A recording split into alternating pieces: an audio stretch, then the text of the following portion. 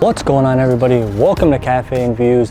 Today we went to Mondo Coffee and we picked up the Marocchino Caldo. Let's talk about the coffee shop. At the outside of the shop, it's nothing too spectacular, but when you first get into the coffee shop, a nice coffee shop immediately hits you. You look at the front counter, you automatically see colorful coffees are on the wall. You see professional equipment to be able to brew the coffee efficiently. Just overall on the inside, looks like a really well thought out coffee shop. It doesn't do too much like other coffee shops that have really colorful lights or try to be up to date with everything or try to be hipster or things of that nature. This coffee is going to its roots and just showing off that it's a good coffee shop that can brew a really great coffee cup in Beverly Hills. There's a couple seating outside and you could also sit inside. The inside is not as open, but you're still able to sit inside and wait for your coffee, be able to enjoy the little snacks they have. There's not too much to choose from, but it still is a good amount to be able to eat on the side and also drink your coffee. The menu is also pretty extensive. There's a lot to choose from. You get hot coffees, cold coffees, pour overs, filters, specialties. This coffee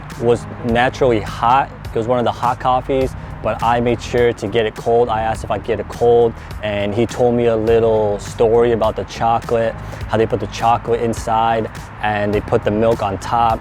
So when it melts together, it creates kind of like a dessert, something that you're able to enjoy, not just based off the liquid, but just also kind of have a little bit of a snack while you're drinking the coffee at the same time. This coffee is chocolate espresso sprinkled with cocoa at the end, and it's finished with warm, frothy milk to be able to dissolve that chocolate at the bottom. Let's talk about acidity. So this coffee immediately packs a big burst of sweetness. You can definitely taste the chocolate in it. You don't really get many fruity notes. It's not fruity at all. I'm not getting any of those notes. Even the espresso, I'm not getting any natural fruitiness from it. All I'm getting is the chocolate and the milk that went into it. This coffee is real round. It's real crisp. You're definitely getting like a chocolate milkshake type of vibe from this. It's scary because as you're drinking this, it doesn't feel like a coffee. It just feels like a chocolate milkshake, like a hot chocolate. So as you're drinking this, you're getting caffeinated, you're getting energized, but you're also feeling like it's just a chocolate milkshake on a nice summer day. But it's also pretty lively because of that milk, because of the chocolate, because you get that nice, rich and dark chocolate that goes with this coffee. It doesn't taste fake, it just tastes natural. It tastes like it's 90% dark chocolate. It doesn't feel tart, doesn't feel sour. It just feels spot on sweet. It's leaning more so on the higher sweetness, but it's not over the top. It's not too much. For acidity, I'm gonna put this at a 4 out of 5. Next up is gonna be aroma. The aroma is not as strong as the acidity and the flavor in this coffee, but you're still getting a subtle aroma, a subtle flavor in that aroma. You're still getting the same kind of smell and taste, but it's subdued maybe by 50%. If you put your nose almost touching the coffee, you're gonna get a more prominent smell of what you're tasting, but just having it further away, you're getting a real dull and minimal smell, but the smell is there, the smell is good. All I'm smelling is the milk, the frothy milk that went in here, the chocolate. I'm not getting the espresso really. It's not being as prominent as it should be. The chocolate's kind of covering and being more prominent and trying to steal the show. The aroma is pleasant. I'm getting a nice, normal, pleasant hot chocolate smell. It's not over the top, it's not doing too much, but it is a nice, consistent, normal, pleasant smelling coffee. I'm not smelling multiple things. I am just smelling the chocolate. I am just smelling maybe the milk, but the milk is kind of being absorbed by the chocolate. I'm not getting just that individual milky smell. I'm getting more so that individual chocolate smell. If I had to choose a smell that's similar to it, I would probably say that typical hot chocolate that you would buy in the winter that has the marshmallows in it. For aroma, I'm gonna put this at about a 3 out of 5. Next up is gonna be body. So the coffee is not heavy. It's not providing any real weight or texture to it. It has more of a water consistency to it. It's like if you had the hot chocolate, but you put ice in it, you put a lot of water in it to kind of dilute it. That's what I'm getting from it. I'm not getting that strong, thick, milkshake hot chocolate feeling that you would get in a normal hot chocolate that you would make in the winter time or you would make when it's cold. But I am getting kind of a little bit of that milk thickness. The frothy milk is peeking its head out ever so slightly. It is providing the water in a slight thick form. So once the chocolate flavor is gone and you're getting a little bit of that milk, that's when you're getting the thickness of it.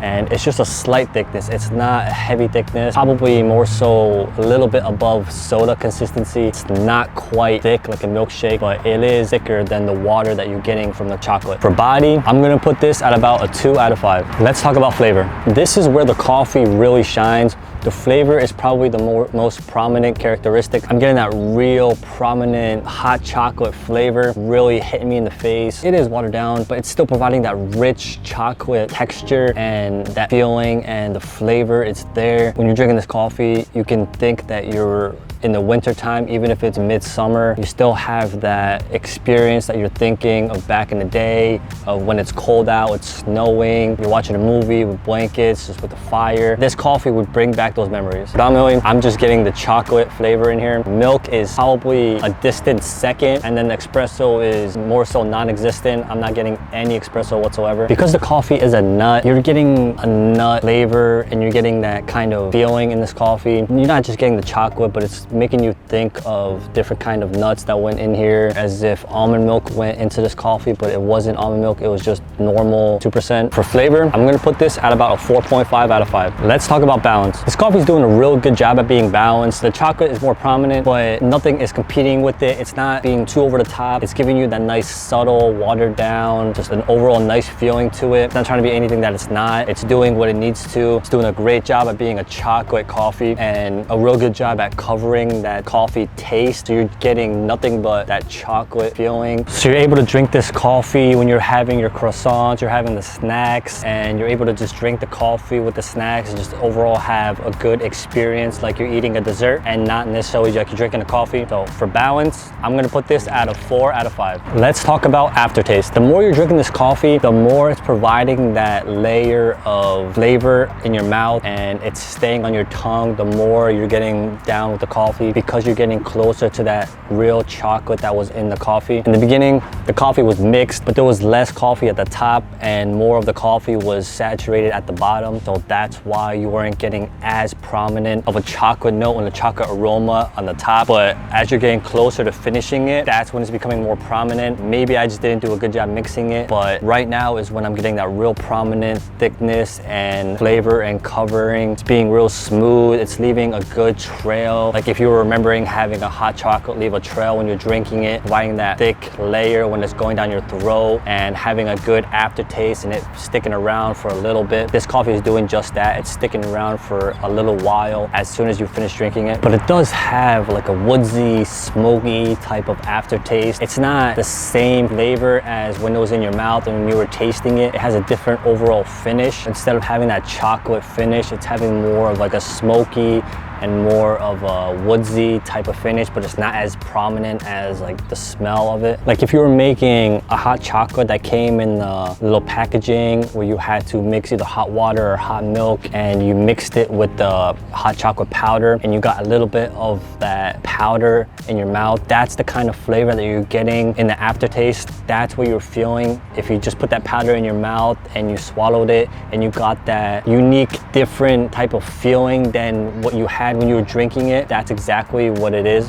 For aftertaste, I'm gonna put this at about a 3.5 out of 5. Next up is gonna be complexity. This coffee is not complex. There's not a lot that went into it, but being so basic and so minimal, it did a really good job at covering that coffee taste and that coffee smell to provide a unique, different experience as if you were just drinking a normal drink. That's where it gets the real bonus points. Being complex is not necessarily a real important thing. It's if you want to have a different type of experience, you would go more so for the complex looking coffees or the complex ingredients that went into it. But if you want a coffee that had normal ingredients, but they did it so well that it provided that hot chocolate or that raspberry tea where you don't get any of that coffee feeling, but you still get the caffeine kick. But the looks of the coffee was complex. You were able to get that milk at the top, the coffee, and then the chocolate at the bottom. And then when you were ready to drink it, that's when you mixed it, and that's when it actually created that whole hot chocolate look. It gave it that nice brown look like a hot chocolate would have. It wasn't too light, it wasn't too dark. It provided that nice brown look. For complexity, I'm gonna put this coffee at about a 3.5 out of 5. Next up is gonna be sweetness. At first, you hear hot chocolate, you hear chocolate and milk, and you're automatically gonna think of a coffee that's super sweet. But this coffee is a little bit above the middle point. Yes, it has the hot chocolate taste and aroma, but no, it does not have that super sweetness to it. So this coffee is like that hot chocolate, but without the added sugars. It has just the natural sugars that came with the chocolate, and that's it. That's the only sweetness that you're really getting into this coffee. It's not alternating between sweet and sour. You are getting a little bit of that sourness that's covering up that sweetness, but that's because of the milk, and it's really needed. You want that. You don't want the sweetness to be overpowering. That little bit of the sourness from the milk is doing a really good job. For sweetness, I'm gonna put this at about a 3 out of 5. Next up is gonna be forgiveness. Yes, this coffee has equal ratings across all characteristics. There's nothing that needs to be forgiven. There's nothing that really needs to be brought up. Everything's where it should be. Yes, the coffee doesn't provide a huge mouthfeel or a huge aftertaste, a lingering feeling, but it's being replaced by the flavor and the aroma. So it's kind of balancing each other out and forgiving each other in the things that they're lacking. For forgiveness, I'm gonna put this coffee at about a 3.5 out of 5. So lastly, it's gonna be versatility. I am gonna say this coffee is versatile because of that hot chocolate taste. You might not necessarily want to drink this coffee when it's super hot out, because it's just gonna probably change your whole perception on things. You want a coffee that's real rich and gives off that coffee taste when it's hot out, so it can cool you off and it could overall provide a better experience throughout your day. If you just want a coffee that tastes like it's not a coffee, that it tastes exactly like a drink but has the caffeine in it, you can grab this coffee. Or if you're going to work in the morning, grab this coffee, drink it throughout your morning. It's not gonna feel like coffee, it's gonna feel like a drink, and you're gonna be able to get your work done and just overall enjoy a nice chocolate tasting coffee. For versatility, I'm gonna put this at about a 4.5 out of 5. All in all, the Marocchino Caldo from Mondo Coffee got a 31.5 out of 50, or a 63% out of 100. Thank you so much for watching Cafe and Views. Peace.